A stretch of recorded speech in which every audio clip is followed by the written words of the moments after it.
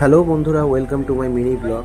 এটা হলো কারফিল petrol pump, যেটা দেশপ্রিয় পার্কের মোড়ে। এর ঠিক উল্টো দিকের ফুটপাতে মহারানী বলে একটা দোকান আছে। এটা ভেজ স্ন্যাক্স বার।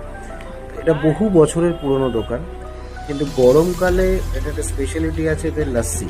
আমি বারবার সবাইকে রেকমেন্ড করবো এই লাস্সিটা তোমরা একবার ট্রাই করে দেখো। কোনো জল মেশানো হয় না, পিওর একদম দই দিয়ে লাস্সিটা করেছে।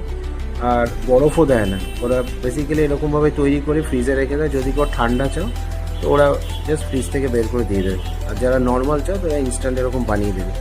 দেখো কতটা গাঢ়।